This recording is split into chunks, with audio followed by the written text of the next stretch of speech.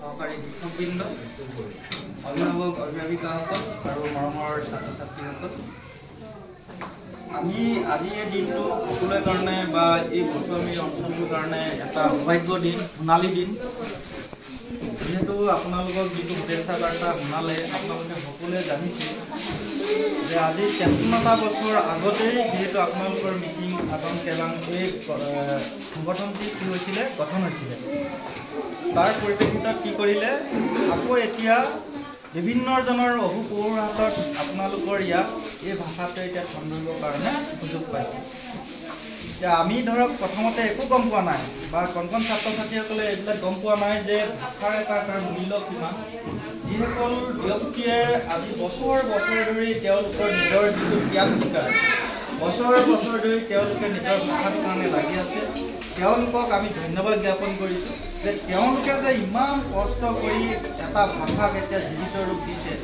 সকলোৰে মাজত যে দাঙি ধৰিছে, গোটেই জাতিটোৰ জনগোষ্ঠীটোৰ কাৰণে এটা তেওঁলোকে কি কৰি থৈ গ'ল, নিজৰ চেষ্টা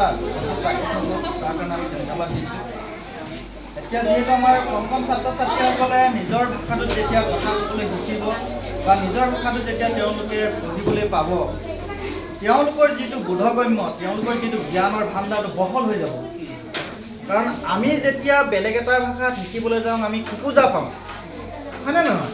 ছাপ'জ আমাক যদি এতিয়া হিন্দী বা ইংলিছ ভাষাত যদি কোনোবাই পাঠ পঢ়ুৱায়,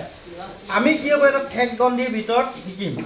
কিন্তু যেতিয়া আমাৰ নিজৰ মাতৃভাষাটোত যেতিয়া পঢ়ুৱাব বা বুজাব, তেতিয়া আমি বহুত দৃষ্টিভংগী বহলকৈ চাব পৰা যায়। এতিয়া তাৰ কাৰণে এই কণ শিশুসকলৰ বহুত লাভ হ'ব,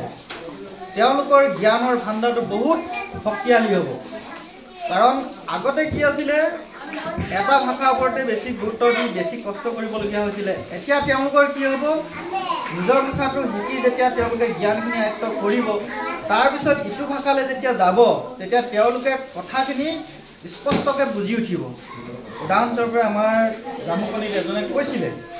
যে অসমীয়াত যেতিয়া কেঁকুৰা বুলি কৈছিলে, কিন্তু কেঁকুৰা বস্তুটো কি,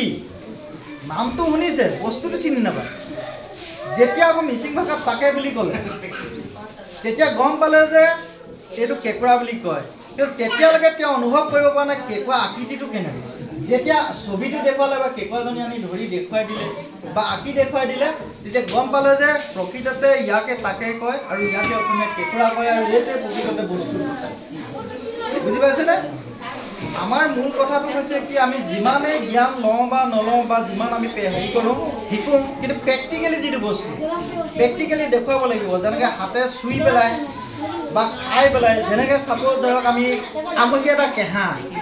কিন্তু কৈ থাকিলেতো তেওঁলোকে বুজি নাপাব নহয়, খাই চাব দিব লাগিব, তেতিয়া গম পাব কেঁহাটোক ইয়াকে কয়। নিমপাত তিতা বুলি কৈছে হয়, এতিয়া তিতা বস্তুটো কেনেকুৱা এইটো অনুভৱ কৰিব নোৱাৰিব। যেতিয়া জিভাৰ সোৱাদটোত গম পালে তিতা, ইয়াকে তিতা বুলি কয়, হয়নে নহয়? আকৌ আমাক যদি কয় এই বস্তুটো কোমল,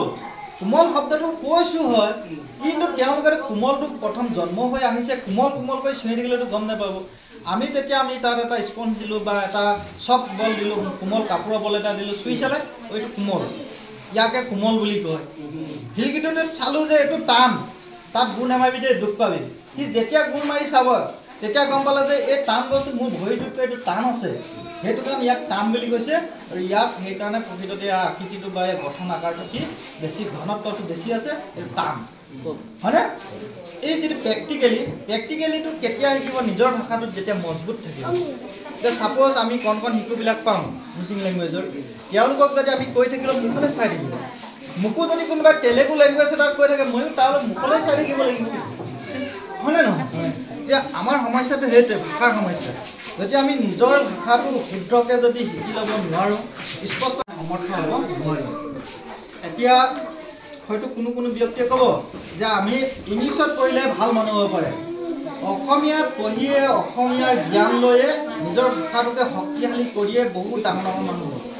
এতিয়া মিচিং ভাষাত পঢ়িয়ে মিচিং এতিয়া তাবুৰাম তাত যিজন স্বনামধন্য ব্যক্তি, যিজনৰ লেখাৰো পঢ়িলে গোটেই ইতিবৃত্তখিনি পাব। এতিয়া সেই তেনেকুৱা যে একেজন ব্যক্তিয়ে তেওঁৰ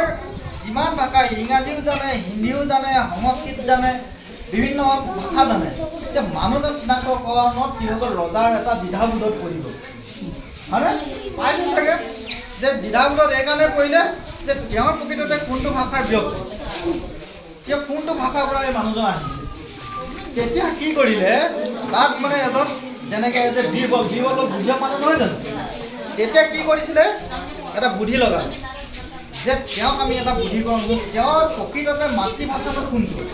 তেতিয়া তেওঁ শুই থাকোঁতে কি কৰিছিলে মনে মনে গৈ কাণ খজুৱাই দিছিলে কাণ খজুৱাই দিওঁতে তেওঁ কি কৰিছিলে যিটো চিঞৰ মাৰিছিলে সেই চিঞৰটো তেওঁৰ মাতৃভাষা আছিলে গম পাইছেনে এতিয়া আমাৰ কথাটো হৈছে নিজৰ ভাষাটো কেতিয়া ব্যৱহাৰ আমি বুজি উঠোঁ যেতিয়া আমাৰ বিপদ এটা হয় হয়নে তেতিয়াহে গম পায় যে মোৰ ভাষাটোৰ মহত্ব বা মোৰ মাতৃভাষাৰ মূল্যটো কিমান তেতিয়া চাব যেতিয়া আমাৰ ফটকৈ আপোনাৰ ধৰক ভূমিকম্প এটা আহিব পৰি গ'ল সবকৈ লগে লগে নিজৰ ভাষাটো পেলাব আপুনি যি বুলি চিঞৰে হয়নে না নিজৰ ভাষাটোক চিঞৰিব কিন্তু বেলেগ ভাষাটোক কেতিয়াও বিচাৰি নাপায় সেইকাৰণে নিজৰ ভাষাটো সঁচাকৈ ইমানেই আপোন আৰু নিজৰ ভাষাটোৱে আমাক সদায় কি দি থাকে এটা মানে আমাৰ নিৰাপত্তা দি থাকে হয়নে নহয় আৰু এটা কথা লক্ষ্য কৰিব ভাষা যিমানেই জানিব সিমানেই আপোনতাটো বাঢ়ি বাঢ়ি গৈ থাকিব ছাপ'জ এই শিশুবিলাকে যদি ইয়াৰে আমাৰ এতিয়া বহুত শিশুৱে আপুনি একেখিনি কোৱা কথাকে কিছুমানে ভালকৈ বুজি পায় কিছুমানে আকৌ সেই মিচিং ভাষাটোকে ভালকৈ বুজি নাপায় কিন্তু মূল কথাটো ক'ত তেওঁলোকৰ যিটো লিখিত ৰূপ অভিধানিক শব্দ অৰ্থ সেই কথাখিনি যদি স্কুলৰ পৰা দিব তেতিয়া তেওঁলোকে সকলো সমান হ'ব হয়নে নহয় চাওঁ কোনোবা এটা চুবুৰীত ধৰক এনেকৈ উচ্চাৰণ কৰে কোনোবা এটাত এনেকৈ কৰে বাউলীত এইটো কৰে মাজুলীত এইটো কৰে কিন্তু এই কিতাপখনে এতিয়াতো গোটেই অসমখনৰ গোটেই ভাষাটোকে কি কৰিব এক কৰিব হয়নে নহয় তাৰ কাৰণে শিক্ষা মানদণ্ডটো উন্নত হ'ব হয়নে নহয় আৰু ইজনে সিজনক তেতিয়া বুজি উঠিব আৰু ইয়াৰ ভাষাৰ গুণত্বটো যিটো মানে মহত্ব সেই কথাটো বুজিব আৰু ভৱিষ্যতে সিহঁতে নিজকে কি কৰিব এজন মানুহ হিচাপে বা সৎ নাগৰিক হিচাপে গঢ়ি তুলিবৰ কাৰণে চেষ্টা চলাব আৰু যদিও এই ভাষাটো অকল শিশু বুলি নহয় কিতাপখন ইমান ধুনীয়াকৈ দিছে আমাৰ অভিভাৱকবিলাকো চাব পাৰিব মই ভাবোঁ দেই যদি আমাৰ সুবিধা আছে অভিভাৱকসকলেও চাব পাৰিব কাৰণ লিখিত ৰূপটো খুব প্ৰয়োজন কাৰণ আমি কৈ থকাটো আৰু মহান ব্যক্তিসকলে যিটো অভিধানিক ব্যাকৰণৰ যিটো ধাৰণা দি বনাইছে যিমান কষ্ট কৰিছে আমাৰ মা দেউতাসকলেও চাই পেলাই ল'ৰা ছোৱালীকো চাব পাৰিব আৰু যদি নিজৰ কিবা সুবিধা আছিলে সেইখিনি তেওঁলোকে ক্লিয়াৰ কৰিব পাৰিব হয়নে নহয় মোৰ এইটো ধাৰণা আহে দেই কাৰোবাক এইটো মই কিবা কৰা নাই পৰামৰ্শ দিয়া নাই এইকাৰণে কৈছোঁ আমিও নিজৰ অসমীয়া ভাষাটোকে আমি কেতিয়াও কি কৰিব পৰা নাই শুদ্ধকৈ উচ্চাৰণ কৰি লিখিব পৰা নাই তাতে আমাৰ ভুল হৈ যায় ব্যাকৰণৰ যিটো ভুল নহয় কাৰণ নিজৰ সদায় কৈ থাকোঁ তথাপি ব্যাকৰণ আমাৰ ভুল হৈ যায় ক'ত ব্যাকৰণটো আমাৰ ব্যৱহাৰ কেনেকৈ হ'ব লাগে হয়নে নহয়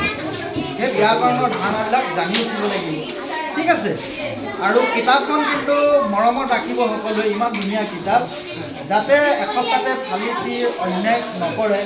কাৰণ তেতিয়াহে বুজি উঠিব কিতাপখনক যেতিয়া বুকুত ল'ব কিতাপখনক যেতিয়া মৰম কৰিব তেতিয়া নিজৰ ভাষাটোৰ প্ৰতি যিটো ভাল ভাৱ হয়নে নহয় আমি যেতিয়া ধৰ্ম গ্ৰন্থ এখন কি কৰোঁ দেখিলে মানে ভয় লাগিলে সেৱা কৰোঁ ভয় লাগে হয়নে কিতাপখনকো আমি ধুনীয়াকৈ ৰাখিব লাগিব যে ক'ৰবাত ফালি চি যেতিয়াই মন যায় তেতিয়াই এইটো যদি আমি বেয়া ব্যৱহাৰ কৰোঁ তেতিয়া কিন্তু আমাৰ কি হ'ব আমাৰ নিজৰ যিটো শিক্ষাৰ মানদণ্ড সেইটোৱে আমি কি ল'বলৈ পাহৰি যাম ছাত্ৰ বা ছাত্ৰী হিচাপে আমাৰ প্ৰথম কৰণীয় কি নিজৰ পাঠ্যপুথিকেইটা ধুনীয়াকৈ থোৱা নিজৰ সাজ পোছাকটো ধুনীয়াকৈ পিন্ধা ধুনীয়াকৈ ৰখা আৰু ভালকৈ কথা বতৰা কোৱা হয়নে নহয় সন্মান কৰি চলিব লাগিব তেতিয়াহে নিজকে নিজে ভাল ছাত্ৰ বা ছাত্ৰী হিচাপে পৰিগণিত হ'ব ঠিক আছে আশা কৰিম যিসকল আমাৰ শিক্ষাগুৰু আহিব তেওঁলোকে যেনেকৈ তোমালোকক দিব তেনেকৈ তোমালোকে গ্ৰহণ কৰিবা আৰু তেনেকৈ তোমালোককে প্ৰথম লৈছে কিন্তু তোমালোকে এই ভাষাটোৰ প্ৰথম এতিয়া ব্যক্তি হিচাপে তোমালোকে জীয়াই ৰাখিব লাগিব আৰু গোটেই মানে ছিষ্টেমটো তোমালোকে ভাল কৰিব লাগিব তোমালোকে শিশুসকলে কৰিব লাগিব কাৰণ ডাঙৰখিনিয়ে এইখিনি পাঠ্যপুথিত পোৱা নাছিল চাগে ন ছাৰ